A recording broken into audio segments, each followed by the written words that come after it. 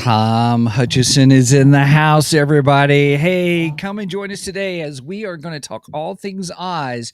And I dare say we are going to be following the Yellow Brick Road here on Two Geeks and a Microphone.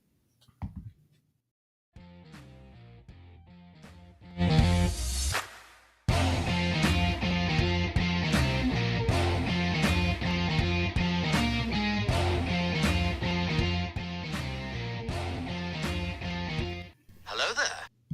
So who talks first? You talk first? I talk first. I will talk first, everybody. Good morning, everyone. So glad to have you here with us. I am your co-host, Mr. Stephen Bosser, along with the one, the only, Mr. Mike Shanks, who's got great legs behind him in the show.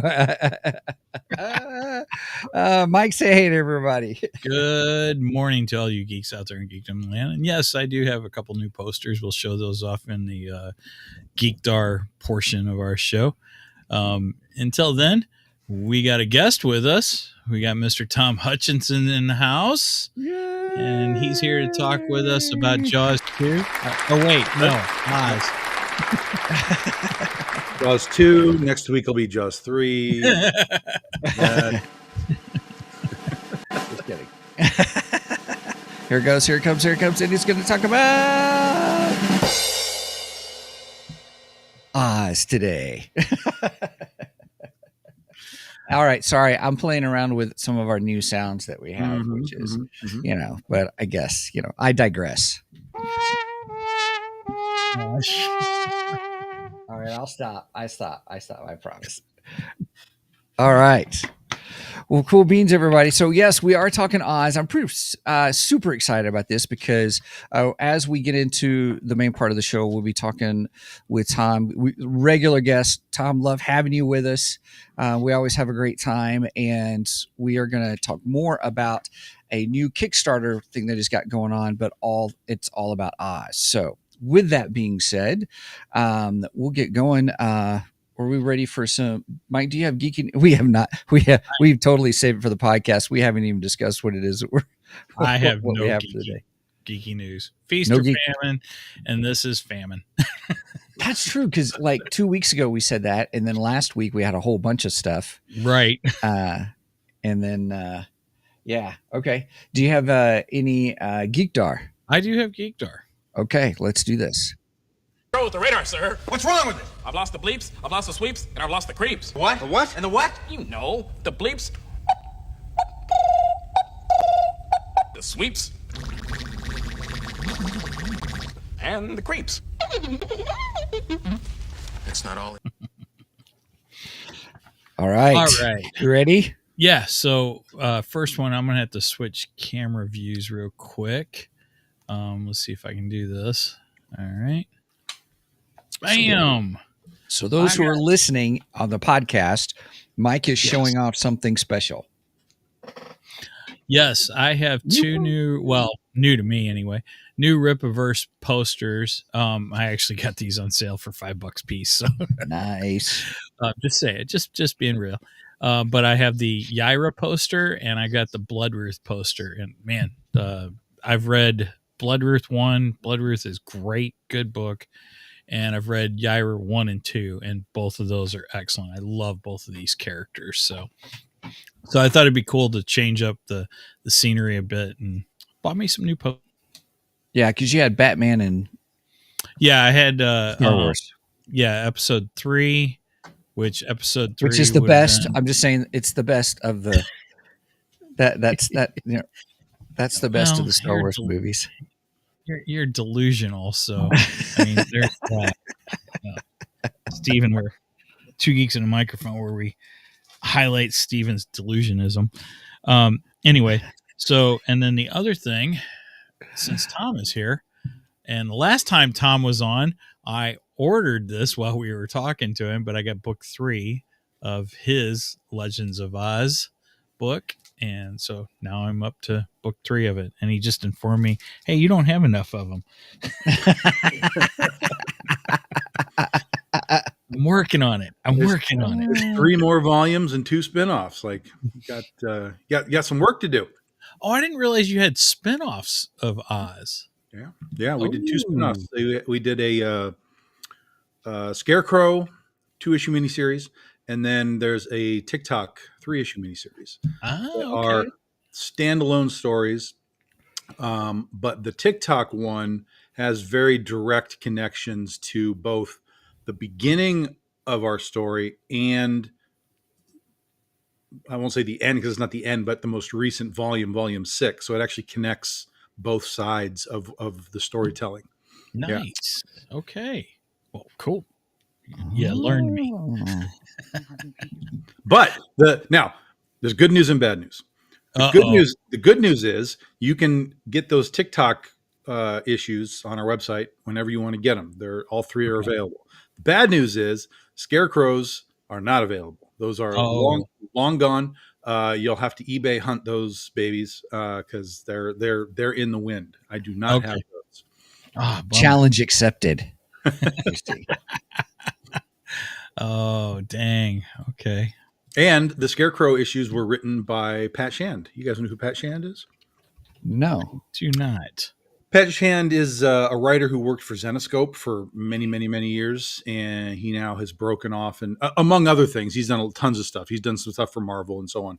And now he runs his own company called Space in Between. He does Kickstarters and so on too. So Pat's been around for a minute, and he actually came to me. He wanted to write something. And I was like, well, yeah, you can do this Scarecrow thing, but you realize that she doesn't talk, right? And he was like, well, no, she says a little. And I was like, no, go back and look what we wrote. She does not talk. That's part of her character is she doesn't talk. And he was like, oh. And I said, so you are welcome to do this book, but you're going to have to figure out a way to tell this story so that in the context of the story, she's not talking. And he was like, yeah, we can do this. We can do this. And so he wrote a cool script, and we found an artist who I said, okay, look, the next step to this would be we have to find an artist who's really going to work with facial expressions, because again, the Scarecrow with mute, she can't just be like, that in every panel. So we had to find a artist who could do good facial expressions to carry us through those sort of silent moments. And we found Carlos Reno, who has since become the regular artist for Oz. And he did a great job on that. So we ended up with a very cool little Scarecrow miniseries. Cool. Okay. I'm searching eBay. Gosh darn it. So am I. We're really bad. Right here, live on the show, everybody. I have no question that they're out there. What combination of covers you're going to find, I don't know, because there's the 2A covers, which were both done by Carlos Reno, and then there's B covers that were both done by Nia Rufino. So I don't know what combination you might find, but I'm sure they're out there. Gotcha. Was it still Wicked West? Yeah, so we changed the name a little bit. We called it Legends of Oz, and then the Scarecrow. Okay, let me try that. I'm trying to. Listen, everybody, they're so good that I'm not finding them on eBay. Gosh darn it. Let's see. How are you doing on that? Listen to us. We're taking showtime to go search on eBay for his books. I love it. If you want to go to the show, bigdoginc.com is Tom's site. So that's the store. So you can go and take a look at all the stuff they have available right now. You don't have to wait until the next week's Kickstarter. But you can go check that out there. So they're on eBay. If you just type in Legends of Oz Scarecrow, and then you scroll down a few, you'll see a set right there. It's going for $12. And then if you scroll down a little further, you'll see single issues that are kind of floating around. But they're just kind of mixed in with like Scarecrow figures and stuff. But they're in there. It is. All I keep finding is the Scarecrow doll. Yeah. But just type in Legends of Oz Scarecrow, and then they're in there. They're in there. Was it a 2-episode set? Yes. Yep. Yeah, I see them. I got Legends of Oz, and then I got Scarecrow. And I don't know. Steven will have to send me the link. And then I Yeah. can find it. Okay. Okay. All right. I All right. love it. I love it. Okay. I'm going to stop there because then I'll go down a rabbit hole, everybody. Yeah, I I don't want to know. go Me down a too. rabbit hole here on the show. Thanks a lot, Tom. No, I'm just kidding. I'm kidding, man. So, All right. All right. I clicked off of it. I'm done now. now I got Tom's side up. So, Yeah, and Scarecrow. So actually, Scarecrow and the TikTok series are both both contain one of well, I think there's three. I think there's three characters in our story that we truly created ourselves. One of them is in Scarecrow. It's another Scarecrow because in our story, the Scarecrow is like sort of a race of people throughout Oz, and so we created or Pat, I should say, created a Scarecrow named Cerulean. So he first appears in the Scarecrow series, and then in the TikTok series, we have a girl who basically is just known as the Girl in Green, and she's kind of a mysterious figure. But she first appears in the TikTok series, and then she becomes a major character in the volume 6 as we get into figuring out who she is and what's going on. So those two books do have some of our own creations for Oz. Everything else, for the most part, in our Oz book, as far as like major character players, are just the Western adaptions of the characters that you already know: Tin Man, Scarecrow, Dorothy, Glinda, right. all those characters. But we do have a few that we dropped in that are our creations. That's cool. Very cool. Nice. So are you a fan of the what was the movie that came out 5-6 years ago, maybe longer? And I think it was Oz the Great and Powerful. Yeah. Are you a fan of- Nobody likes that movie. Nobody likes that movie. I don't think the people that made that movie like that movie. No. I'm waiting for my wife to chime in on that one. It's one of those movies that the Oz community is pretty much solid on. We're just kind of like, nope, that's not a good movie. We don't want that. We don't want that. It's not included. That's awesome.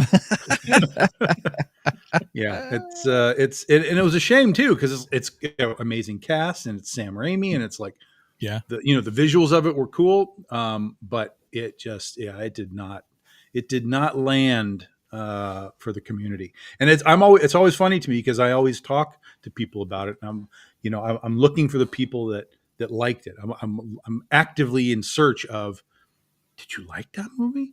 And so far, it's pretty much a no-go. Now, there's things that people do like about it. They like the China doll girl, and there are elements of it that even I'm like, and I've told people when I do like movie reviews and stuff, even if I think a movie is really bad, a lot of times I can still point to, like, this is a bad movie, but this part was good and this actor was good, or whatever. So I can point out kind of what worked, but then, just sort of as the whole, as the entirety of it, it's just like, woof. They just they took a big swing on that film. They really took a big swing, but it just kind of missed everything. I don't know if my wife meant to say I didn't think it was bad. Because she's put, I did think it was bad, which is funny because we do have a poster of the Wicked Witch from that movie in our bedroom. Yeah. Well, that's one of the reasons why people don't like that movie. It's maybe I do need to rewatch it. I don't think I hated it.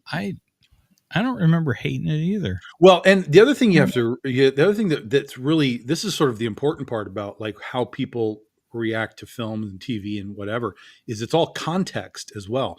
So if you come into Oz the Great, but let's just say you've never seen The Wizard of Oz and you watched Oz Great and Powerful, that is your sole context of The Wizard of Oz. And so your experience is going to be very different than if you've seen the original 39 or any of the stuff along the way.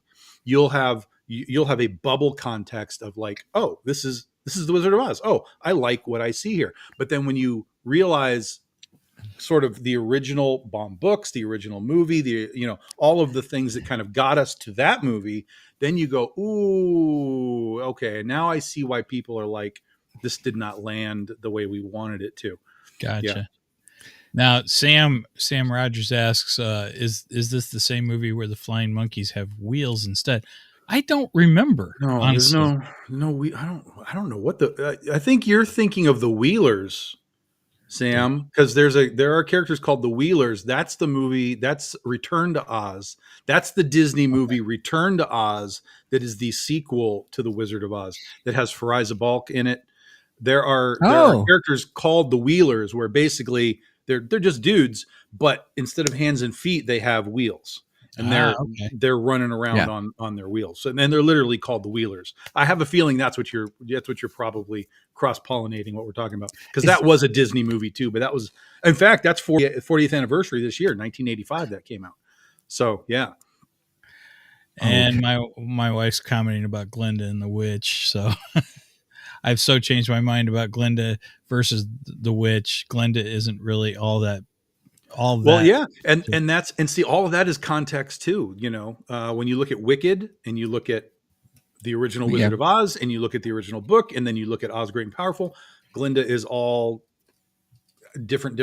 You look at Legend of Oz, my book, Glinda has a different vibe to her. The connection to her and Gale are is a little different than what we're used to. So people, as all of this media gets made, people try and put their own stamp on the story in whatever way they can.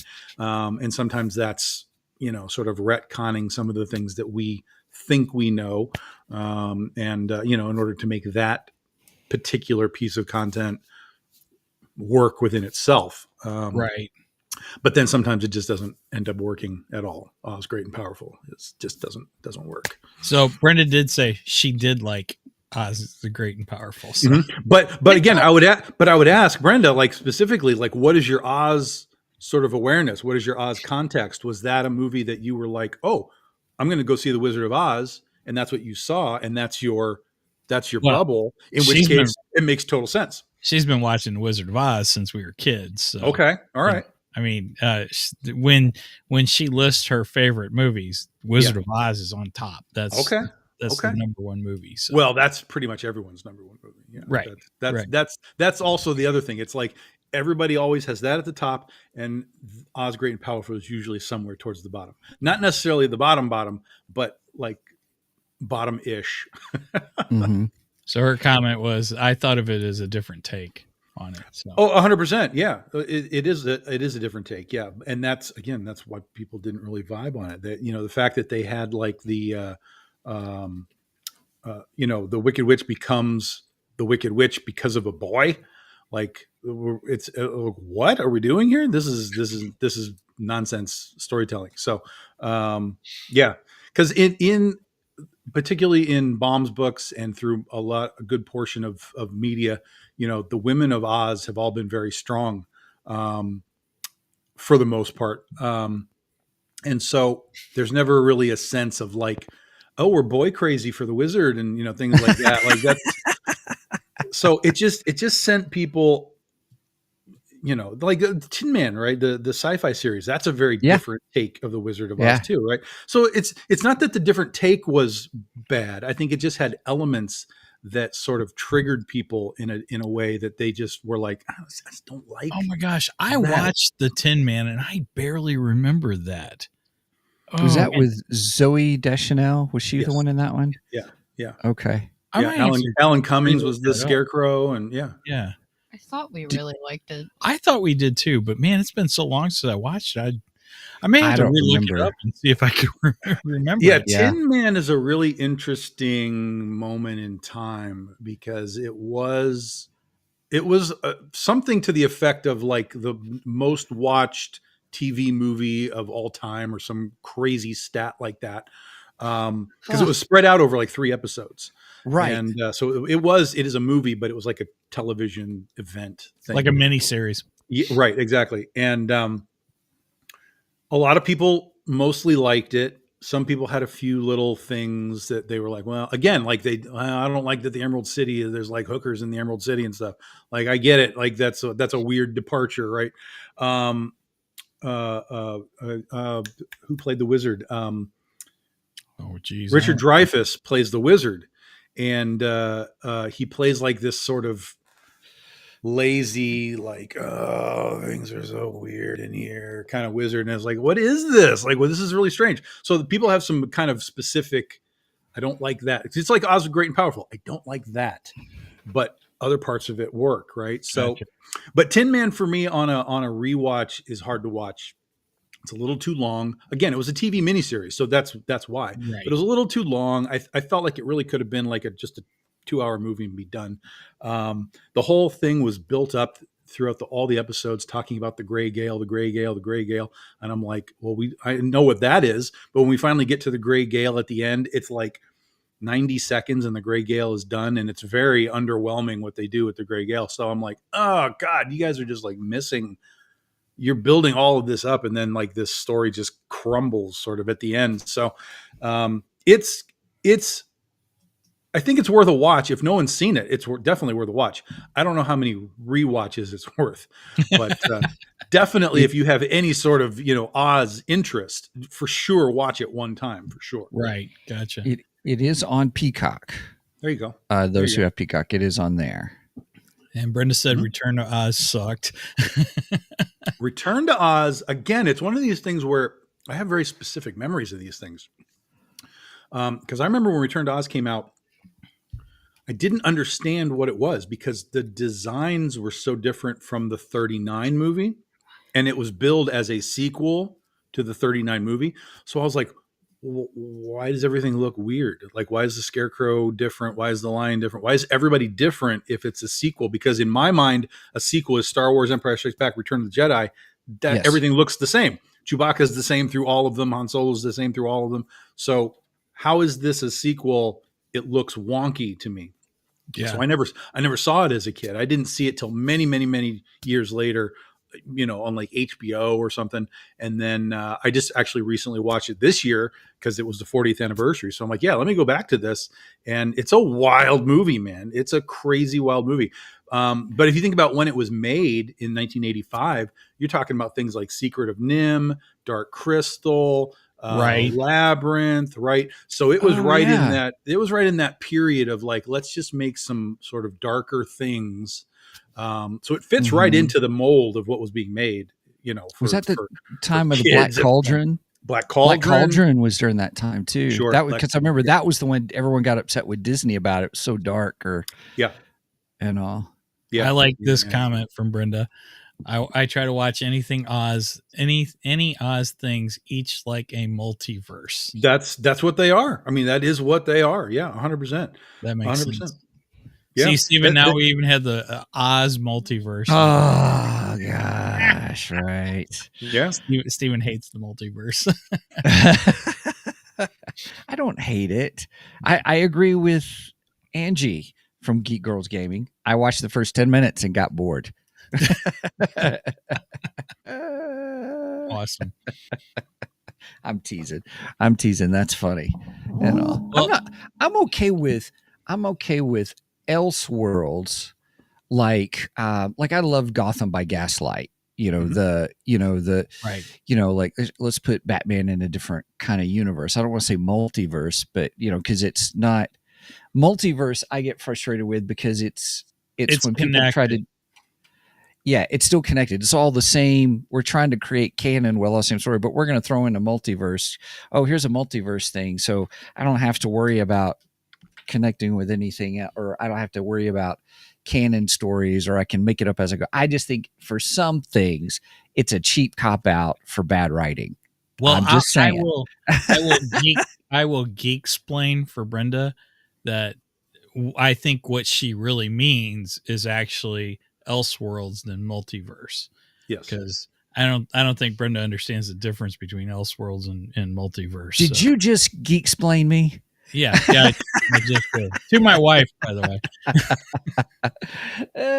who is the biggest Wizard of Oz fan. That she is. Yes. Now, Tom, are you into audio dramas? Nope. No. Oh man. So I would highly recommend, even though you're not into audio dramas, but you listen to this and you might be.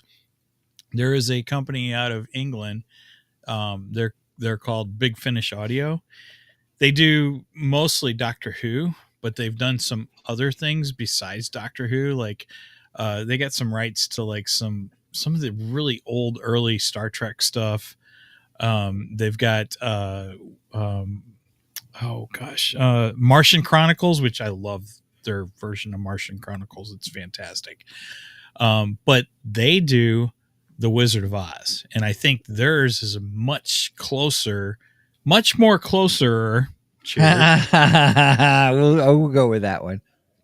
Much more closer to Frank L. Baum's stories than what we've ever seen before, and they're really excellent.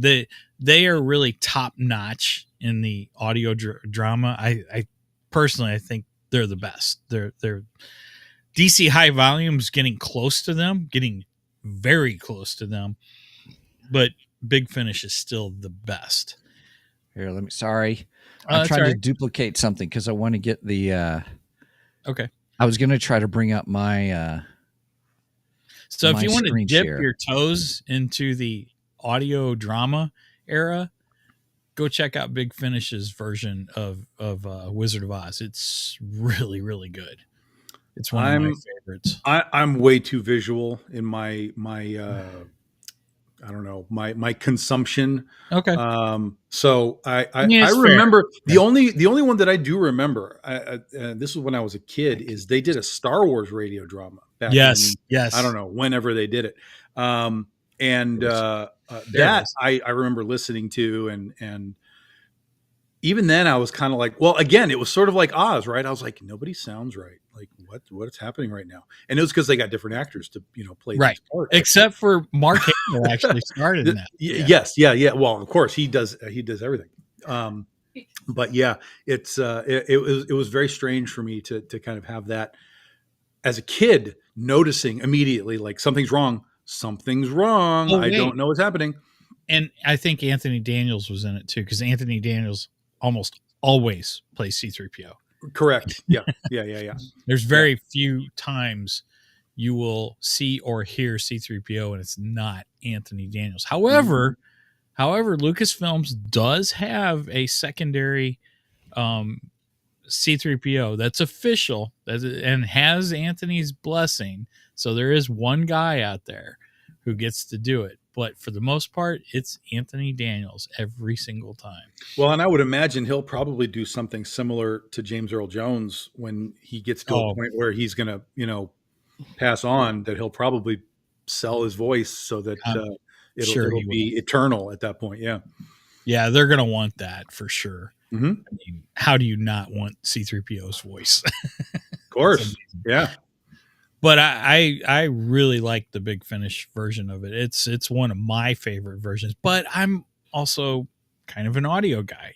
I'm visual too, but I love audio. I mean, I love. Well, see, I love music and stuff, but I think that if I was listening to a book or whatever, you know what I mean, I think I would drift off because I'd be like, well, what? But this is better than a book. This is like you are listening to the movie. It's right, but at that point, I'd just watch the movie. Okay, I'm not going to be able to sell you. Oh gosh. You just got to have an appreciation for audio theater. You're right. 100%. Yeah. But I just figured, you being an Oz guy, that's something you should check out. It's something that I, if it were to come across my plate and I would probably like dig into it and be like, okay, because I talk about this, and to be perfectly honest, I've not heard anyone in the community talk about that before. So I'd be curious to see who else knows that exists, and if they've had that experience yet or not, because I've just never heard anybody talk about it. Right now, everybody's talking about the Sphere, and how they're going to be playing Wizard of Oz at the Sphere Yes. in Las Oh, Vegas. I wanted to bring that up too. Yeah. Oh, Yeah. we'll So talk about that's- that real quick. So Yeah, real between quick. that and Wicked, that's kind of the current. two. This is what we're Right. looking at. Yeah. Real quick, Sam, good night. Thanks for Yes. joining us. Thank you, Always Sam. appreciate you having us with us. Sam Having you bless. with us. Having us with us. Having you with us. Sorry. So the sphere is going to get. Hey, Steven, it's Sam's world. We're just living in it. That's correct. So Yes. the sphere. So the Here in sphere's Las getting Vegas. Oz. Are they getting Wicked or are they Mhm. getting Oz? No, Wizard. of No, they're getting Wizard the of Oz. original Wizard of Oz. Yeah. And you should look up some videos on what they've done with this, because they've used AI to not to change it. It's not changed, but to enhance some scenes, to build the scenes out, further, because like there's some scenes where it's cut to television format. Well, it's not even that it's television format. It's just that even you're the right. original film doesn't fill Right. this immense viewing Yeah. screen, and size. The dimensions is really the problem. It's not even like the film. You can't just blow the film up into this ball. It wouldn't translate. So what they had to do was basically put the film, where it could go within the ball, and then AI had to fill in the tops and the bottoms and the sides and whatever else they need to make it fill Right. the sphere. But some of it's more than just fill in too. Some of it is really hardcore reimagining of some of the scenes, like some of the Twister scenes and so on. Some of the stuff with the wizard at the end where he's doing the head, right, and the fire's going Mhm. off, like that's been completely redone. It's not just the original movie that they're using and enhancing it. They're literally have changed the wizard to be, this new digital thing, whatever it is. So there is some stuff that has been changed visually. Nothing story-wise is being changed, but some visual stuff has been changed, and then visual stuff has been wildly expanded. Right. To just fill the space. Like, for instance, in the scene where Dorothy's in bed and one of the uncles comes walking over to her, in the original scene, you don't see him until a certain point. Mhm. But with this, they've made it to where you actually see him on the side of the room coming over to her. So those were the kind of things that I was referring to, because Yep. it, like you said, it does not change the story one bit. It just adds a little bit more to the scenery, which fills that screen, because that screen is humongous. Mhm. I've got a friend. He's been to the Sphere, I think, twice now. He went and seen, I think, the Zach Brown band play there. Oh, no. He's seen Kenny Chesney play there, and he's going to go see the Zach Brown band play there. And he was showing me pictures from it and stuff. And the thing is just amazing. It's so cool. Yeah. And he's like, "Are you going to go see the Wizard of Oz?" And I'm like, "Yeah, I wished I could afford to go see the Wizard." I know. I'm looking at tickets right now, and for 2 tickets, you're looking at $300 all the way up to $590. Yep.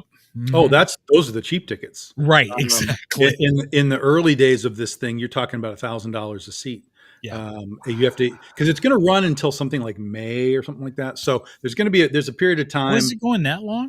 I Yeah, didn't know that. So there's a period of time where the tickets are going to get down lower, but 150 is basically going to be your lowest ticket, even at the sort of the off season times. Now, But- of course, you got to be careful, because you could get underneath the canopy. There's like a canopy section. I say canopy where the seats are actually over the top. Yeah, the mezzanine stuff and all that. Right. And those seats you really don't want, because you can't see Up. a certain point of the screen. Yeah, and that's the other part of the ticket pricing is the weirder your seat, the cheaper it gets. There's there's prime seats that they know they can get more for, because that's the best viewing Experience to see. experience. Yeah. And Yeah, they it say runs the through- sound is like nothing you've ever heard before. It's Oh, really? oh my gosh.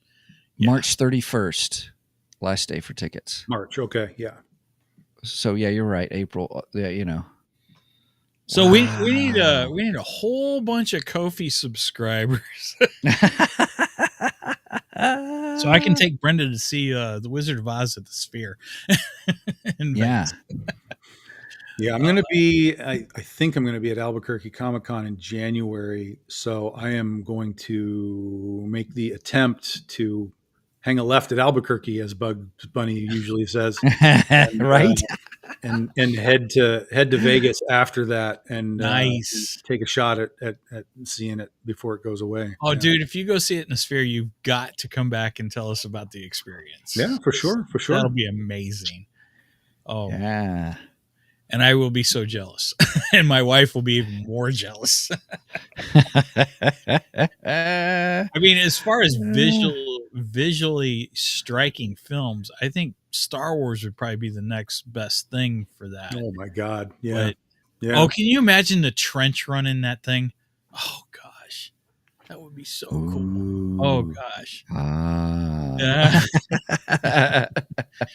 But I gotta say, choosing the Wizard of Oz for the first, as far as I know, the first movie they're gonna do, I think was an incredible choice. Yeah.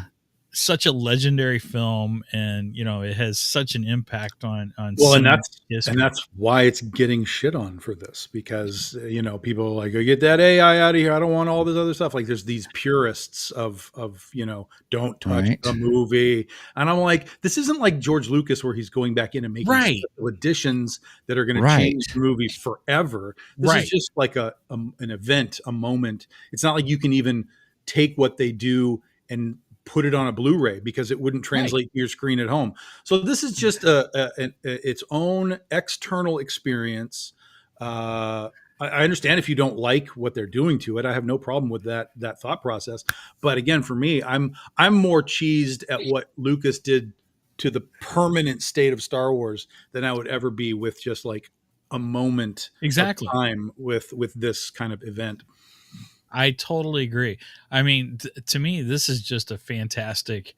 It's a love letter to the original film, in my opinion. It's All right, let me not. see if I It's not damaging the film. It's enhancing it and making it an even more, experience for fans to go see. So, Mhm.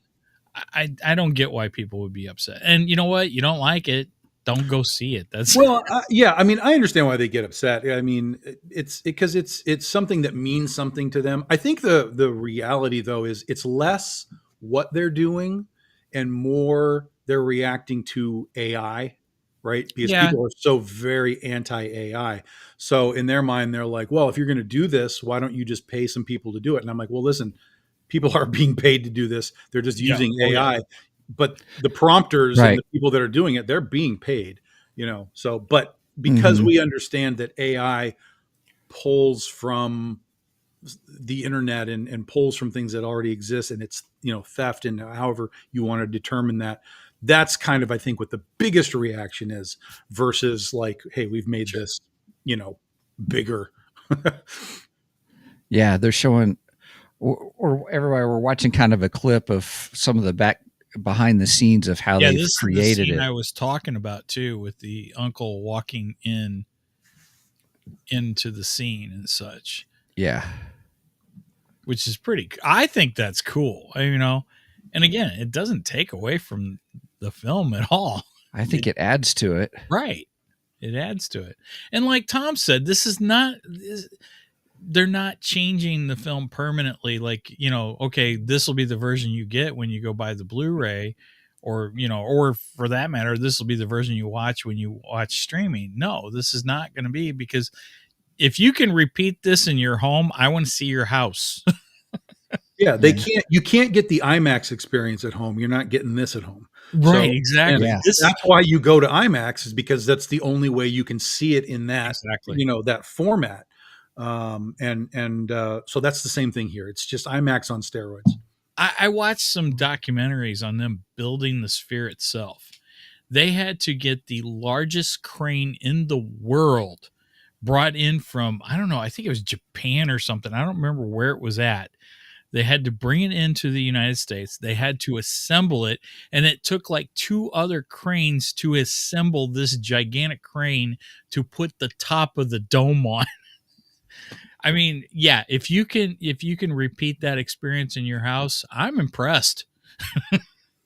It looks like they've even got like wind, and like when the tornado Oh, yeah, comes, yeah. they've got, so it's a whole, what do you call that? Is that 4D? 4D experience. Yep. Oh my goodness. Yeah. I think there's even like smells and everything in this. It's going to be insane.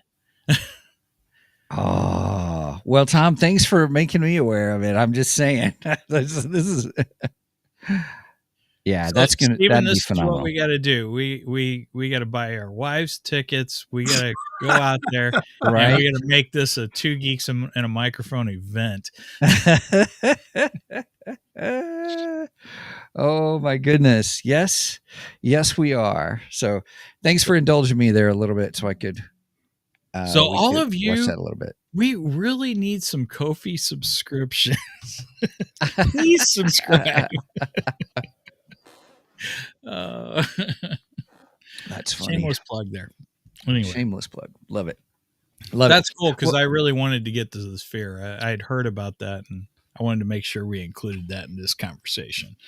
yeah, that'd be fantastic. I got to figure when the off season is. Then that's the time to go. Hopefully, There that'll you be the cheapest time to go.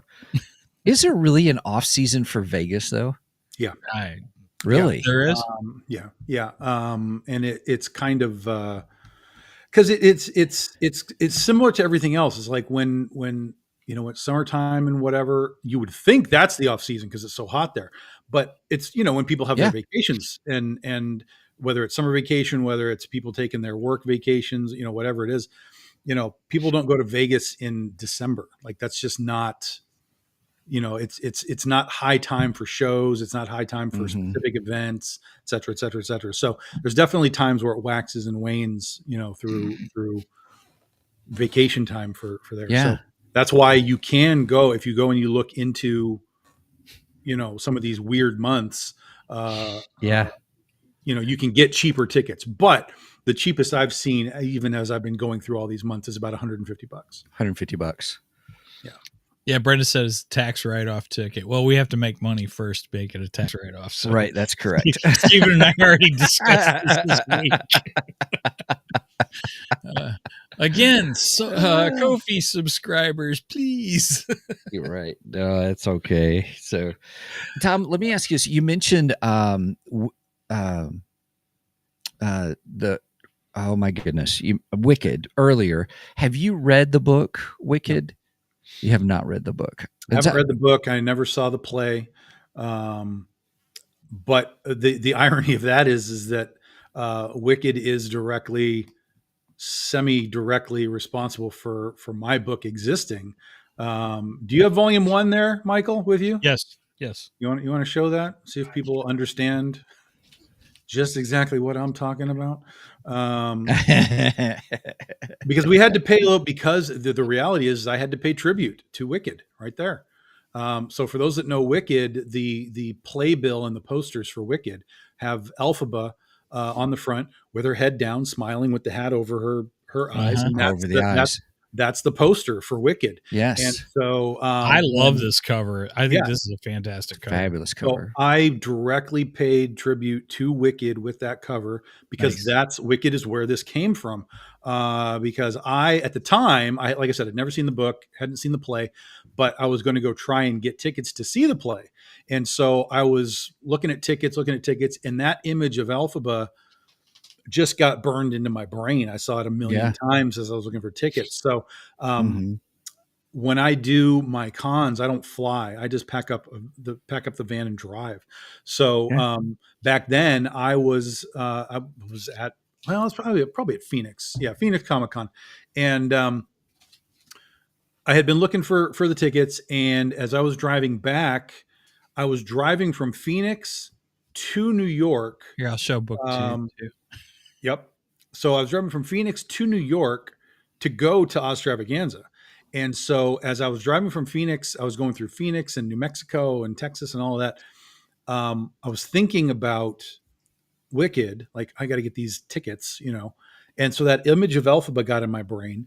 And I get Critter in there too. I think what really happened was the terminology started to blend is where it happened first. Cause Wizard of Oz, she's the Wicked Witch of the West, right? And then I was going through what is called the Wild West. And so it was the Wicked Witch of the Wild West. And that's kind of the impetus for, oh, Wicked Witch of the Wild West. That's kind of cool. And I started to imagine what the witch would be in the Wild West. Nice. And I was like, well, all right, but let's talk about Dorothy. If we had this, what would Dorothy be? She couldn't wear ruby slippers in the Wild West. So what would be like the equivalent? She could have like ruby spurs. That would be cool. Toto could probably still be a dog. That would be easy to do. Maybe a coyote would make it kind of cooler. But then I'm like, well, if it's a Western, she's probably got to ride a horse. So Toto became the horse. And it just became this, snowball effect of, okay, what else, all the way to Ostravaganza, which is like a 3-4 day drive. And by the time I got to Ostravaganza, I had the foundation of this thing pretty much down. And it wasn't long after that I started talking about this to people in the company at the time. And I was like, I want to do this. I think this would work. I think this would be really cool. And then we heard that Zenoscope was doing an Oz book. And I was like, we turned the engine on right now. This is going to be out before Zenoscope's Oz book. I made that an impetus to everyone involved. This has to be out before their Oz book, because I don't want to be the one who says, oh, you're just doing what Zenoscope does. So no, we are doing this first. Now, they had done Oz stuff in their books in general. Like Dorothy and stuff had appeared kind of in their universe, but they didn't have an Oz title. And so I was like, go, we're going. I'm writing this script. We're finding an artist. We're doing this right now. And so that was like June is Ostravaganza. So 6 months later, we had the book in stores in less than 6 months later, because it came out at the end of 2011. So like 4 or 5 months later, we had the book in stores, and we were rolling, and we got it out before Zenoscope got theirs out. So it's good to have a goal. It did. I mean, it really lit the fire. I mean, it's the truth. It totally lit the fire under me, that I was like, I don't want to follow, that act. I want to be the act. Right. At least to start, and then they can put their book out, and then it doesn't matter anymore. But I wanted to be the opening act in that regard. So, and now we're the longest running Wizard of Oz adaptation in comics that's ever been done. Now, there's been they've done tons of Oz stuff, but it's all miniseries, right? We actually have a string of 1 through 25 that hasn't been done before. And as we come into next year, which will be our 15-year anniversary for the book, we'll be running that 25 into 30, and we'll officially have that true record. There may be more like Wizard of Oz adaptions by Scotty Young and Eric Shanauer that Marvel did. There's a whole bunch of those, and they were like 6-8 issues a piece. But again, they're all just 6 or 8. So in the totality of it, it's more than us. But we're the one that has the running number, the longest running line. Right. Okay. Gotcha. Right. Yeah, and the one that was cool. previous to it was Caliber Comics. They did an Oz book that ran 24 issues. And so we beat them out last year. But it was funny because a few years prior to that, I had made the claim that we were the longest running Wizard of Oz adaptation in comics. And somebody told me, no, Caliber Comics has done more. And I was like, no way. And I looked it up, and it was like, oh yeah, they did a string of 24. So we have to get past that to be There you go. You have a goal. Yeah. So again, it lit the fire, and now we can have that claim, and we'll just, it's going to keep going. We still have the book has a finale, but Oh, so you have the end in mind then. oh yeah. Okay. That's That's good. Yeah. There's a finale. So, I don't know exactly how far out it's going to be, because we just finished volume 6. We're going to be doing volume 7 next year. It's going to be at least volume 10. That'll be the minimum. It'll be volume 10 to sort of wrap this story. But it depending on how we expand sort of the world a little bit, it might push a little further. But plan on 10 volumes for sure for this story. Now, when we get there, though, that doesn't mean that it's over, right? It just means that story is over.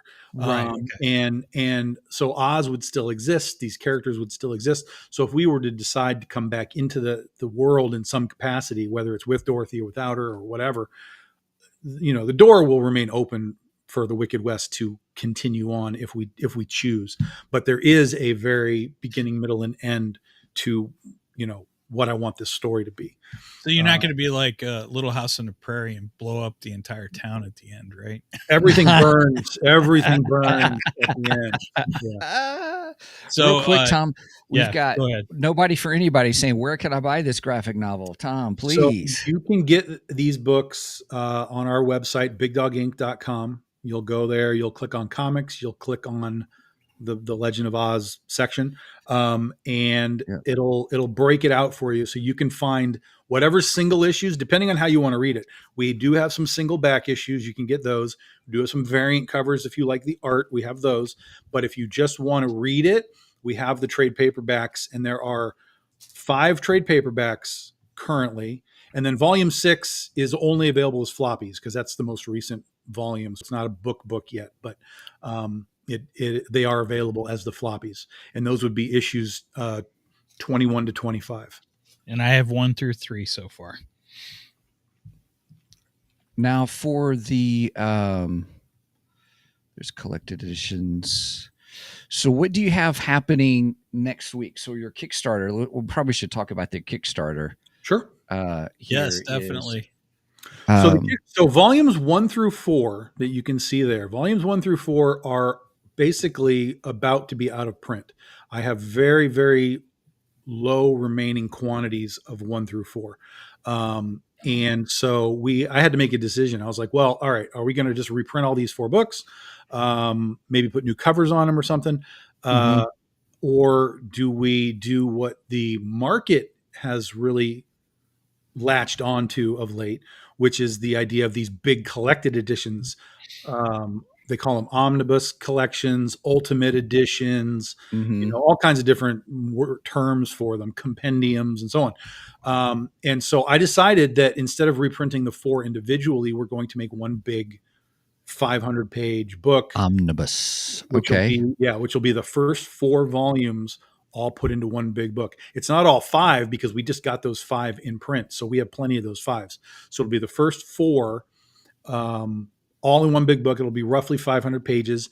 We're doing a hardcover edition. We're doing a softcover edition. So whichever way you like to, collect your books. The interior, the content will be the same, whichever way you want to go. But some people like those hardcovers and some people just aren't concerned about it. Sometimes the price point just is like, well, it's going to only be like, $50 for the soft cover, and it's going to be like $80 for the hardcover. So price points matter to people, and they'll just get the soft cover. That's just in general. That's not what you're saying your books are, but that's just in general. Always, yeah. Because generally speaking, the hardcovers are usually lower prints, whereas the soft covers are basically in print for as long as they want them to be in print, and that's kind of why that happens. So for us, our hardcovers, we're only going to do 500 hardcovers. And then that's it. So we're going to do enough of them that we can keep the price point as low as we can, but we're not going to do so many that we have them forever. That's sort of our thought process. Yeah. Okay. You just did it. The difference between these, the ones I have on the screen, everybody, sorry.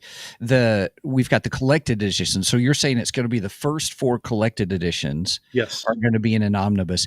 Any difference between the two? You're saying, so in other words, like any different covers, or are you including, you remember how we talked about at the beginning of the show, Scarecrow?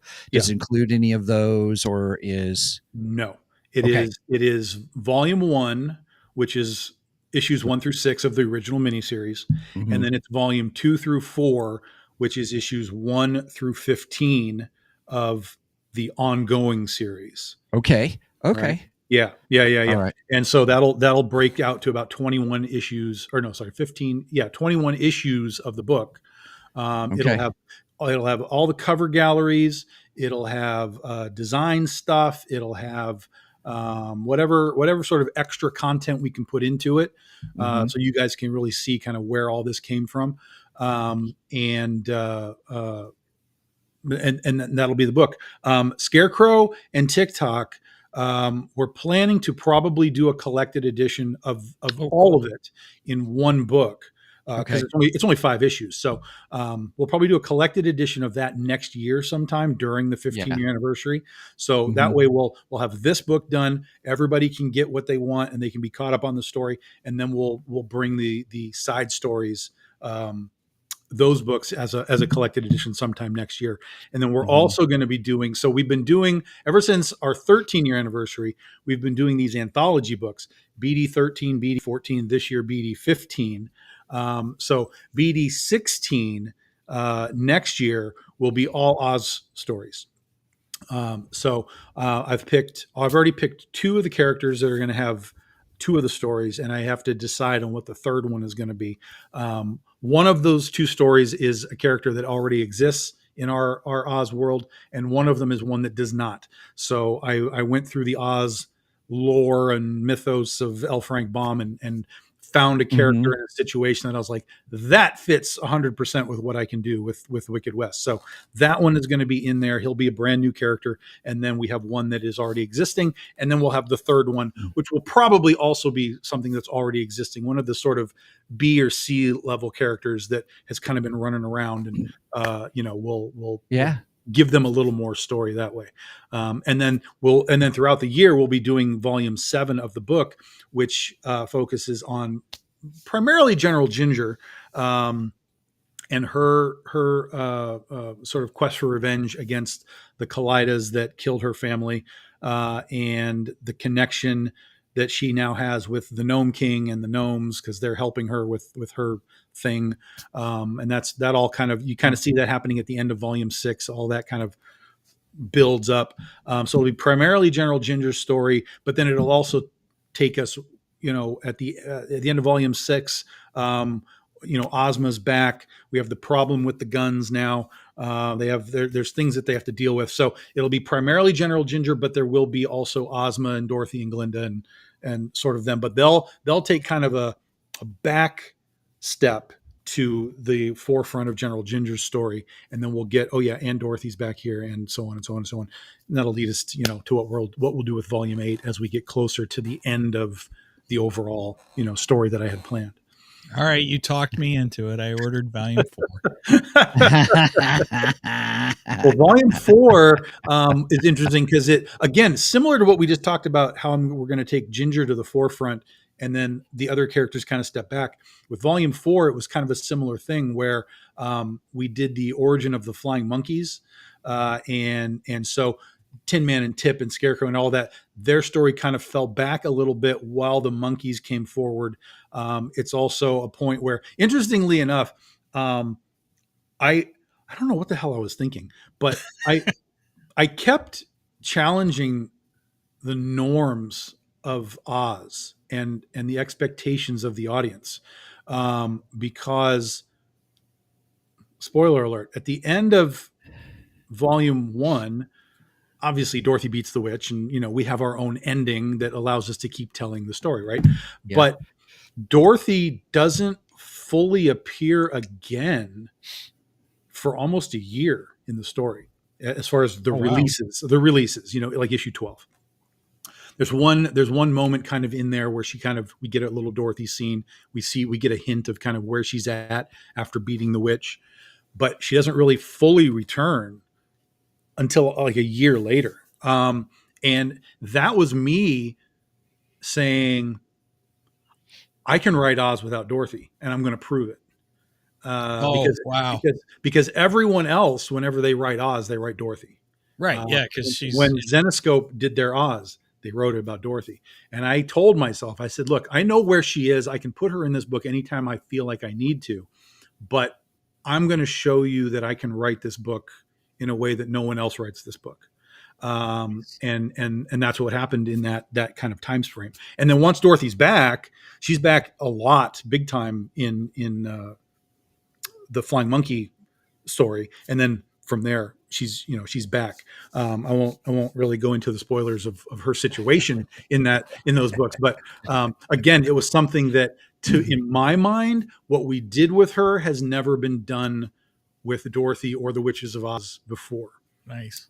Well, we got nobody for anybody looking at your website now. That's great. That's great. And I've never had anyone challenge me when I tell them what I did. Even Oz sort of enthusiasts and whatever. I'm like, this is Dorothy now. This has never happened in a story context in any Oz iteration ever. I've never been challenged on it because every time I tell them, they're like, "Oh, yeah, you're right. I'm pretty sure you're right." So, yeah, this book is not. What did they say? This ain't your daddy's Oz. This is new stuff. This is Very new ground. It's all based on Baum. It's all based on Baum's books, Baum's stories, Baum's characters, It's based on Baum's iterations. It does have Easter eggs for like the movie and Wicked and things, just little nods. But it's the intent is for it to be its own thing that is structurally attached to Baum's purpose of the whole thing. Nice. And I think that's why it resonates with even the purists, because when a purist who's either the book or the original 39 movie are like, well, that's Oz. And I'm like, it is, you're right. But let me tell you why this Oz is still Oz. Whenever I can finally convert that sale, invariably, and this happens at Ostravaganza primarily, because that's where the purists are. This year was my 13th consecutive year at Ostravaganza. They invite me every year. That's cool. That's cool. And so who said same time drinking? much more cooler. Cheers. Nicely done. So in the early days, I would get people come by my table at Ostravaganza, and they would look at Dorothy, who is, a gunfighter in my thing, and they would give me looks like, "What the hell is going on? What is he doing?" Well, that's exactly what happened to me. Yeah. When you came here, and you had this beautiful big display, and I'm looking up there at Dorothy, and I'm like, "Whoa, this is the most different take I have ever seen on The Wizard of Oz. Mm-hmm. I have to talk to this guy." So yeah, that's what you're in. At Ostravaganza, they didn't want to talk to me. That's the difference. They were like, "I don't want any of this." Well, see, I was fascinated by it. Stay away. But again, like I said, because I came back for 13 consecutive years, I'm back again. So, 5 years in, I'm seeing the same people, and the same people, they'd come up, they'd be like, "You're here again?" And I'm like, "Yeah, I'm here again." We haven't got rid of you yet. Yeah. Why are you still here? I'm like, because I keep making this book. So that's when the walls started to break, and they were like, "Okay, tell me what this is. Tell me why you're here. Tell me why anyone cares. Tell me why Dorothy is what she is, blah, blah, blah." And so I tell them, I'm like, "This is what it is. This is how the story works." I read all the Baum books and on and on and on and on. And so I would then get them to buy the first volume. 9 times out of 10, I would see them the next day, and they'd be like, "I get it. You did read the Baum book. This all comes from Baum. Yes, it's thrown into this Western blender, and it's not my Dorothy, it's not my Oz, whatever. But I get it. I understand what you're doing." And I would either then get them to buy the next book, or I would at least just get that sort of, now I know why you're here kind of result, right? So even if they weren't like, "Yeah, I'm not going to buy the book, but I get it. We accept you now because we understand what you're doing." And so that was kind of the cool part. And I've been really adopted into that community now. Nice. That's good. Awesome. I've met amazing people. I've met Andre DeShields, who played the Wizard in Wiz, Oh, wow. on stage back in the 70s. John Fricke, who's the preeminent Oz historian and Judy Garland historian in the world. He's won Emmys for the stuff that he's done. John Fricke and I are friends, which is amazing. I've met Felicia Ricci. Felicia Ricci. She played Elphaba on stage in Wicked, so I got to meet her. Met Eric Schanauer one time. He was amazing. All kinds of just actors and music people. And it's just like, oh my God, what, I have a picture with Ray Bolger's granddaughter. He played the Scarecrow. So I have a picture with her. I gave her actually a print of the Scarecrow, of my Scarecrow. I was like, here, you're the Scarecrow's granddaughter. You need to have one of these prints. And she lost her mind that our Scarecrow was a girl. She was like, yo, what is happening? I was like, yeah, this is what we do. So she was thrilled with that. Bert Lahr, who played the Cowardly Lion, his daughter comes to the shows. So I've gotten to talk with her. And she wrote a great book about Mary Magdalene as well. So she and I kind of connected on a different level because I write about Mary Magdalene in my Penny for Your Soul Penny for series. Soul. Yeah. And Right. so I was like, there's like this weird like Oz Mary Magdalene thing happening. Like that's crazy. So it's an amazing event for anyone who's up in New York or wants to just go. It's called Extravaganza. It is the first Saturday of June every year. But it's a festival. It is not like a Comic-Con. It's a festival. It's outdoors. It's under tents. It's in a park. They put me in a parade every year. I'm riding in cars, waving at people that don't know who I am. You know, so yeah. And then so next year I got told by Mark Baum, who's the kind of runs the thing. He told me that because they do after hours programming where all the people that are the guests that are there, they come and talk about the movies or whatever it is they make. So he told me that next year I'm going to be part of the after hours programming with John Fricke to talk about the 15-year anniversary of the book. So I get to, again, another sort of validation step of like, oh, I'm following now like all these movie stars and, directors and whatever. Now I get to take, sort of the stage on this after hours stuff. So one more step of validation. Yeah. So let me ask you this. If Disney came to you and said, hey, we want to turn Legend of Oz into a movie. No. No? The answer is no, huh? The answer is no, because Disney wouldn't respect your original writings. Yes, that too. But they also wouldn't just sort of option it. It would be a purchase. Yeah. You know what I mean? They'd be like, look, we just have to buy this from you so that we can do what we want with it. And that wouldn't be the way that I would want to present what it is.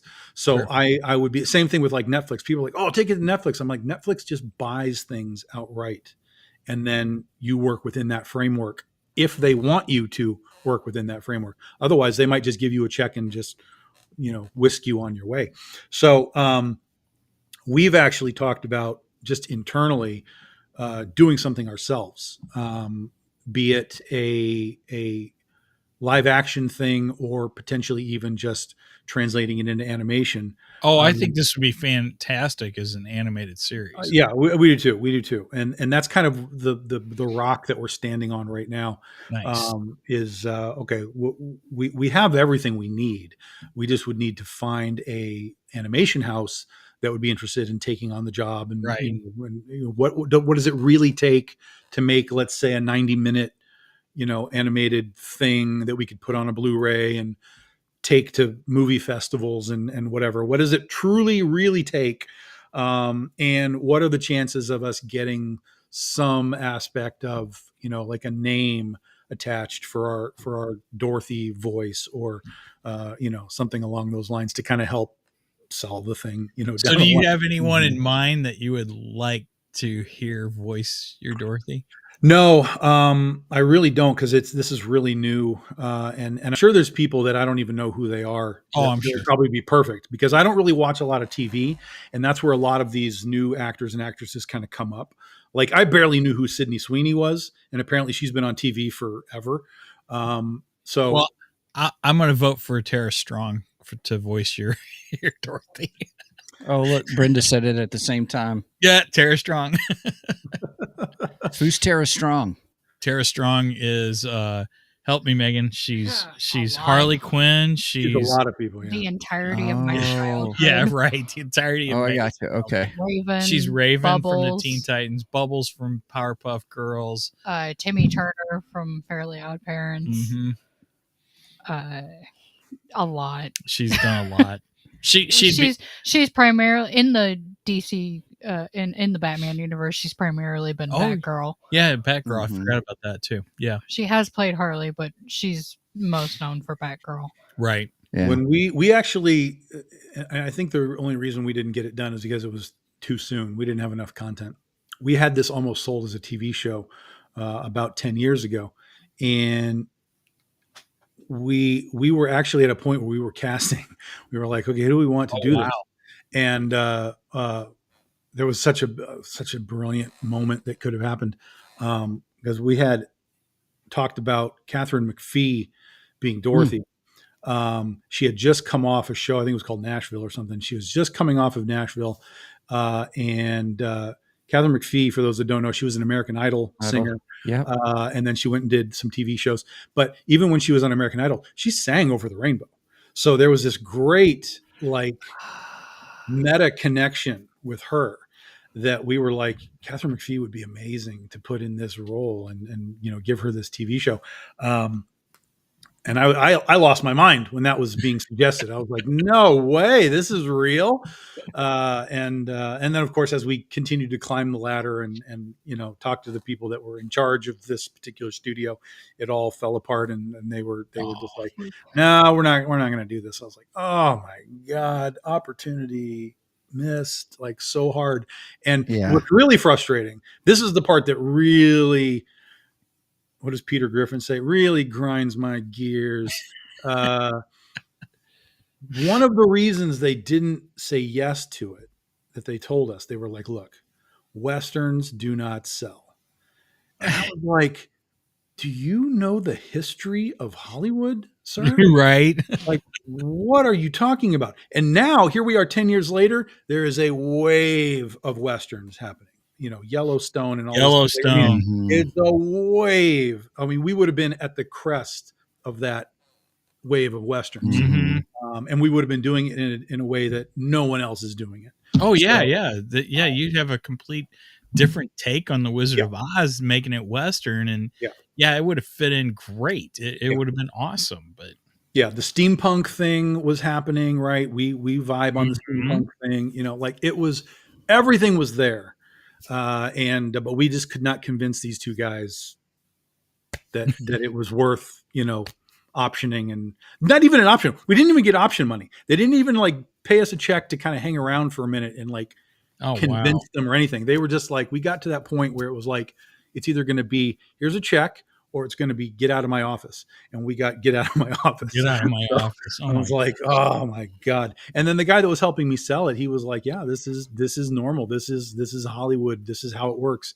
And you have to basically climb another ladder and climb another ladder and climb another ladder until you find somebody who has the right ladder for, what you're trying to do. So, we had nobody for anybody says I watch Westerns with my dad. Yeah.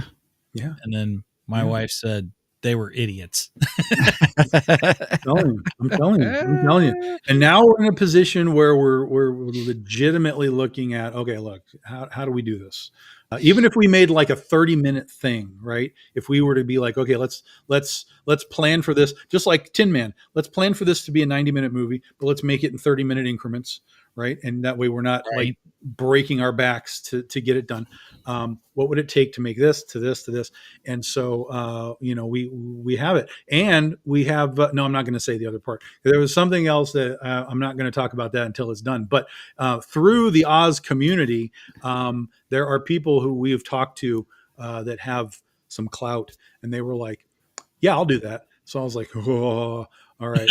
That would be amazing. So once we get kind of into those steps, then we'll talk more about that. But gotcha. we even had because there's guys that do costume design and stuff, and bring they make like Glinda's costume from the movie. We can't have that at the Oz Museum, so they make a new one, and it's like identical to the thing. I mean, these are great costumers, and so even they have come to me and said, like, look, if you ever do like a movie or whatever, we'll do your costumes. And I'm like, nice, freaking hell, it's amazing. So so the community has been great. They enjoy the book.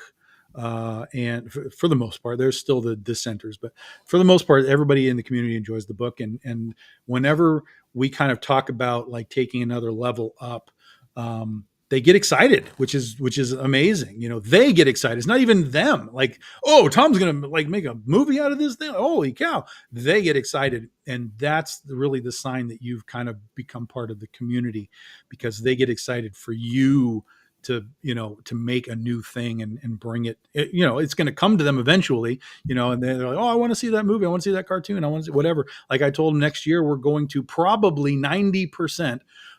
We are going to have a Dorothy Gale action figure next year. Oh, Yeah. So the guys that made the Critter figure for us, I've been talking to them. I'm like, look, next year's the 50th anniversary. Let's get a Dorothy underway. And they're like, yeah, we can do that. So we're in the beginning stages of the design work for a Dorothy Gale action figure based on our Dorothy Gale. Yeah. And then I was talking about that in a podcast one time. And one of our fans was like, do we get Toto too? I'm like, you want a horse? You want to buy a horse? I guess we could probably figure out how to make like a big package deal of like Toto and Dorothy. I want to know as soon as you get the action figure deal. Yeah. Yeah. This will be a first for me. Yeah, I want a Dorothy Gale action figure. Mhm. Yeah, man. Yeah, I think it would be gigantic because the Critter figure went over so well. It went out into markets that I hadn't even contemplated happening. I mean, it's available on Big Bad Toy Store. What? How did that happen? Or one version of it is the regular edition is only available for our Kickstarter people, but the extra edition is only Big Bad Toy Store. I go to Big Bad Toy Store and I see like Ninja Turtles and Star Wars and Critter. Like, what? How? That's the weirdest thing to see. But it's real. But I think that if we did an Oz figure, it would be the same thing, right? It would be like, because people understand Oz, and even though they don't know what our Oz is, they still understand. Oh, Dorothy Gale Oz. She's a gunfighter. She's got ruby spurs. Like she rides a horse. Like people would understand it. And I think, again, the steampunk crowd, right? Because it's very steampunk with the ruby bullets and all that. Right. So yeah. I think the steampunk crowd, I think the action figure crowd, I think just Oz crowd, I think it would go over bananas. Brenda said we want one autographed, by the way. And nobody for anybody said, yeah. And here, let me see if I can screen share real quick. Window, bam. What are you screen sharing? Critter. Give me a second. Oh, okay. Let me know when you're ready. Well, I got to put it in on. There we go. So there's the Critter action figure. It is on Big Bad Toy Store. Yep. She looks great too. Oh, it came out so good. I mean, they really kept coming back to me. They would show me designs and I'd be like, well, fix that. And they'd be like, okay, well, fix that. Okay, well, fix that. Well, I don't like her face. Like, let's fix her nose or whatever. And they were like, look, we'll do this until you're happy with it. Who's she battling there? Just some random figure that they had. Cool. Yeah, all that stuff that they have is for just from other figures and things that they're like, yeah, let's just show you how she can, do her art. Because it's like 30 points of articulation and, comes with different hands and stuff. So yeah. That's pretty cool to see your creation get an action figure on a toy like, on a toy store like Big Bad Toy Store. It's mind numbing. It's mind numbing how this happened. I and it looks incredible. It absolutely looks incredible. So yeah, no, I was super happy. It was really funny because these guys they were originally a company called Loose Collector, and they were in their early days doing custom figures. Like they'd take a figure and like repaint it and stuff into another figure. And I contacted them and I was like, look, I want a Critter figure because we'll never have Critter figures. And so they actually made a Critter figure for me out of an old Danger Girl Todd McFarlane toy. And so I had that Critter figure for many, many, many years, and I would bring it to cons and stuff. And people would be like, well, how much are they? I'm like, that's it. That's one of one. You're not getting that. That doesn't go into anybody other than me. And then when Loose Collector, I don't know, partnered, I guess, or was acquired by Executive Replicas, those guys came back to me and they were like, so do you want to do like a real Critter figure now? And I was like, yeah. What do we have to do? And they were like, well, you're going to give us a lot of money. And I said, let me figure that out. And then, so we just did a Kickstarter, in when the hell did we do it? 2020, 2021. Oh, wow. And I was like, well, here we. Oh no, it had to be a little bit more recent. But yeah, in the last few years, I was like, let's do a Kickstarter. We needed like 35 grand. And I was like, oh, this is crazy, crazy, crazy. And we managed to pull out 39,000 and the figures got made. So, Wow. That's yeah. awesome. Nice. Well, it's a great action figure. So, yeah, I would highly encourage people to go check it out. It's on Big Bad Toy Store and just search for Critter and you'll find it. So, Yeah. And I mean, it's like a real figure. It comes in like a box, like the whole thing. yeah, I wish they gave pictures of the box. I'd love to see the box that they put it in. That'd be cool. Yeah, it's a nice box. You've got the plastic in the front. It's got a little bit of art kind of all the way around it. So you they can- used you can- your Yeah, artwork from the comics? Yeah, I gave them a bunch of art to kind of pick and choose from, and they chose the stuff that they wanted. And I was like, yeah, this is fine. And so it's set up so it's not like a clamshell thing where you have to tear it open. So if you want to open it and then put it all back away, Right. and keep it nice, you can do that. It's a really nice box. Very Huh. cool. I That didn't is know you cool. had this. That's cool. Nice. Dude, you need a link to that on your website. Yeah, they're not on the website. They haven't been. I've been taking them to the cons. And that's been really a great thing for the cons is because as people are walking around, like anybody can have comics on their table, but as soon as they see a toy, they're like, yeah.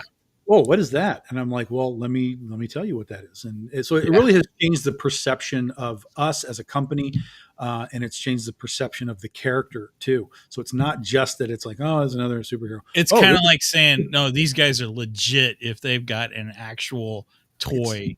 It's that made. validation step up. Yes, Yeah, exactly. Yeah, I think that would that might help Legend of Oz too if you no can question. get the. Oh my gosh, I want that action. Yeah. No question.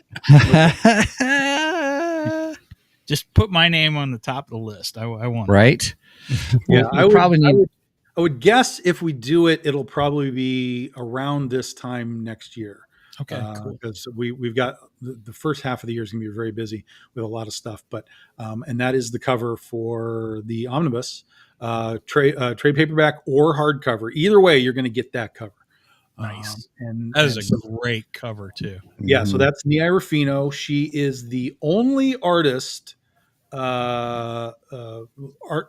Artist. Oh no, she is. Yeah, she's the only artist. I was thinking that my letterer was the same through all of it, but it wasn't. So she's the only artist to have worked on every single issue of the book. Even I do not write every issue of the book. There's a few issues where I handed it off to some people. So she is the only creative person. I mean, I'm involved in all the issues, so I'm part of it. But of course. as far as the actual like on the page stuff, she's the only one who has done something for every single issue of the book. When it came to this, I was like, there's only one choice, and it's got to be Nia. So, yeah.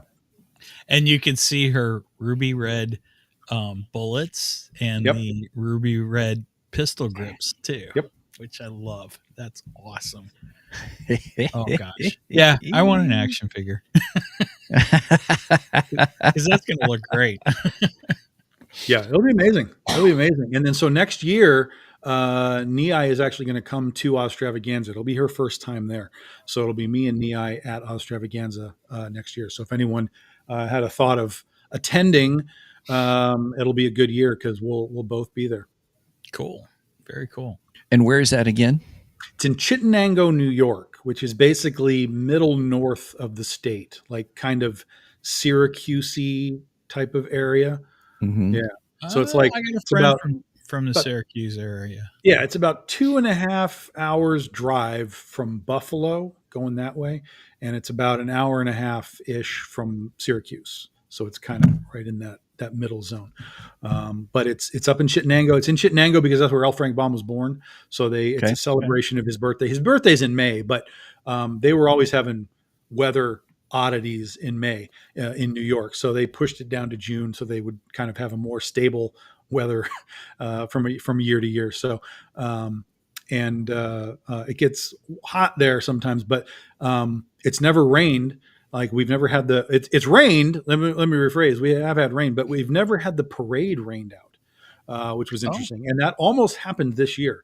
Like we were almost all positive the whole weekend was going to be just rain. And it rained and rained and rained and rained through Thursday. Friday was a little damp. And then Saturday, it just opened up and it was like, nah, you can have your parade. Go ahead. So it was great. Yeah, it was good. Oh, speaking of parades, I forgot to tell you this, Stephen. Our logo will be on a float today in a parade. Oh, really? Mm-hmm. Yep. Roger With built the QR code. Yeah, with the QR code taking you to our website. So nice. Roger made sure and put it on a float that he built. What's the event? Is this homecoming or what, Megan? I don't know. I don't know what they call it now. Okay, that's fine. It used City to be Fest. Oh, City Fest. Isn't Yeah, it's City Okay. Fest. That's right. It's in O'Fallon, Illinois. But yeah, it used to be the O'Fallon Homecoming, but they changed it to City Fest several years back. So, but yeah, Okay. our logo will be on a float. So today. Nice. I'll Very send you some nice. pictures. That's awesome. Yeah. Yeah, I remember when we started the parade, the first couple of years, they would pile us all into these big, long, extra long golf cart things. So there'd be like 6 of us on the golf cart, like all the authors or whatever. And then as it went along, I have sat in Camaro, Corvette, oh my God, some really fancy trucks and stuff like it's like it's become this legit thing. So I guess people from the community just started like volunteering to like drive people, and so everybody now gets their own car instead of just like being, sardine. Well, I know for a fact that a lot of these parades, you'll get the local car dealerships. They will allow some of their cars to be used for the parade. So that's probably where some of those are coming from. They're probably coming from local. It's possible, but every time I get into them, they're always like, "Oh yeah, this is my car." I'm like, "Oh, well, that could be too." Yeah, there is that too. You have the locals with just real nice cars. Yes. Yeah, I don't know who. There may be like a sponsorship for whoever's the parade grand marshal. Maybe they get a fancy car. I don't know. Sure. I haven't been the grand marshal yet, so yet. It's coming. It'll come once they finally figure out how cool this story is. Once the movie is released, there you go. When the movie's released, you definitely got it then. Then we'll be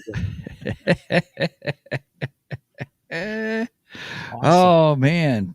Well, don't forget everybody, next week check go to Kickstarter, and we'll make sure we have it. We'll talk about it again on the show next week, but then but you can look up Tom Hutchison on that. Here, let me do that. That's how I do it. That's how I pop it up. Let me add this to do I have it here? Yep, here we go. So what I do is right here, see, it's already memorized it. Tom Hutchison, go there, and then it will here. Let me just hit there it goes. Hit search, and then you'll see he's had 54 projects. You'll see all the different previous ones that he's had in the past, and but be there to look there for the newest one, which will be it launches Saturday. Yeah. Okay. Right about this time, noon Eastern on Saturday. Okay, cool, perfect. Noon Eastern on Saturday. Yeah, but if you go in and you do what Stephen just did, you can click on one of those things, and it's sort of like social media. You can follow me as a creator on Kickstarter. So just click on any one of them, and then it'll show like my profile or whatever, and then you can do right there. Click on me, and then you can like follow creator or something once you click on that. There you go. So then you'll get a notification. Oh, I've already followed. Yeah, you've already followed. So there'll be a button there that'll say follow, just like any social media. And then you can just follow me like social media. And then every time we do a thing, you'll get a notification. Hey, this has launched or whatever. Yeah. Cool. Mm-hmm. Cool. Now, are you offering any extra goodies with it or anything you can talk about? So the stretch goals for the book are going to be book related. Like we want to soup the book up. So we've talked to the printer about doing like a spot gloss logo on the top. So it gets a little bit fancier. We've talked about like doing red gilt edging around the pages, that kind of stuff. So the primary stretch goals for the book will be elevating the book's quality and that kind of stuff. We always do sort of day one things where everybody who backs on day one, we've been doing these old Wizard magazine sort of mock-ups, like using the old, because we were never on Wizard, we'll never be on Wizard. So Right. we just kind of create our own little Wizard magazine cover and make trading cards of those. And everybody on day one, every backer on day one just gets one of those automatically. That's not a stretch goal. It's just an automatic thing. You back day one, you get that thing. Gotcha. And then we usually have some sort of like fancy day one extra book as well. Usually we call them like retro foils because, again, back in the day, foil stuff wasn't, we couldn't do foil stuff. So Right. we'd go back in and we'd find like, oh, this is like a cool classic old cover that everybody likes. Let's take that one, put it on foil, limit it to just day one backers, and then it goes away. So we do that kind of stuff for that. And then as we go along, I do have a Bunley Young has been doing these great chibis, little like animation chibis of magnets for all of our characters. So he has done a Dorothy Gale one. It is ready to go. So that will be one of our like just bonus item stretch goals along the road as well. Yeah. Neat. Okay. All right. Well, I'll have to check it out next week. We may have to do a special, like real quick live follow up once it goes live, so we can show everybody what's on there. You might be able to do that, Stephen, because we're not actually doing a live stream Saturday morning next week. This probably be that's right. We're doing Sunday. Talk about that. Yeah, we're doing Sunday next week because we're having our friend Jacob back next week to talk about season 2 of Tulsa King. And then he wants us to do Mobland after that. So Jacob's turning into our resident mob guy. So because his comments mobster related. So, there you go. Phonetic. But he can't do Saturday morning next Saturday. All right. So maybe we'll do that next Saturday morning then. All right, Steven. What are you doing? I lost my sound all of a sudden. Oh, okay. I thought he was looking for something for a second there. All right. Well, yeah. All of a sudden, you were. I saw your mouth. You looked like you were about ready to the words. You were like ready to drop the bass or something. Like I'm coming over here. Yeah, it was weird. Steven's DJing on the side. Right. Yeah. All right. Well, that's it for everybody. Everybody, thank you so much for joining us here on Two Geeks and a Microphone. If you would, please check out our website at www.twogeeksmic.com. That's the number 2 GEKSMIC.com. That's the hub to get to everything else, which would include our merch page, which is www.twogeeksmicmerch.com. And then also you can also from our main hub website, you can also get to our Ko-fi page where you can help us out, just buy us a coffee. So it's ko-fi.com/2geeks, the number 2 GEEKS. And then also if you want to contact us, best way to do that is going to be at show@twogeeksmic.com. That's show at the number 2 GEKSMIC.com. Also, be sure to check out Tom's page at www.bigdoginc.com. Now that's ink as in the pen ink that I have, not ink as a company. So that's BIGDOGINK.com, and that'll take you to his store page. You can also support Tom at patreon.com/ Big Dog Inc., BigDogink as well. So, all right. Anything else, Mr. Mike, that we need? With that said, please make sure and go and like and subscribe to us on both Facebook and Instagram now, because I did finally make the jump over on Instagram. And we are trying to build that up. We got a few new subscribers recently, so we appreciate that. And then, of course, we go live generally every Saturday morning at 9 a.m. Central Standard Time. You do the math on the rest because I don't like math. But we go live on Facebook, Twitch, Twitter, and Rumble. At least when I remember to make the stream up for Rumble. That's all right. Rumble's got different rules. I can't make the stream until like an hour or 2 hours before we actually go live. Where YouTube, I can make it like a month in advance, Right. So I wished Rumble would change that around so it'd be easier. They'll get there. They'll get there. Anyway, if we don't go live on Rumble, we do upload it right afterwards. So just hang in there if it didn't go live. Anyway, so with that said, please make sure I said that. Please make sure and like and subscribe to us on all those, because we need the followers. Well, we just the biggest thing though is we've made connections with people all over the world and we're having a blast. Yes. And we just want to get the word out there because of just meeting new people. And Tom, you've been one of those that Mike's had the opportunity to meet. And so we love having you on the show. So thank you so much for joining us. Yeah, I appreciate it. It's always a good time. Thank you. And we got a new little thing we need to roll, Stephen. A big thank you to our Ko-fi subscribers. I don't know where we put that at. There we go. So we'll roll this real quick.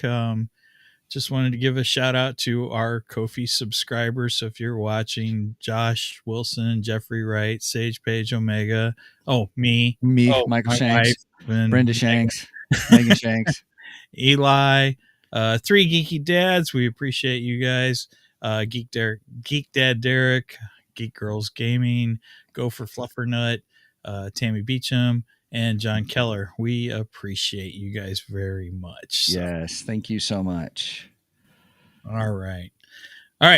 With that said, anything else, guys? Last words, funny anecdotes. All right. We're good. Please make sure and do not Steven skip this episode because we are much more better than the rest. Cheers.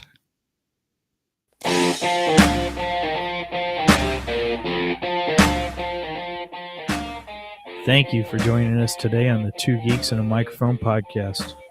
Tune in next week when we will have more news and reviews. Until then, May the force be with you.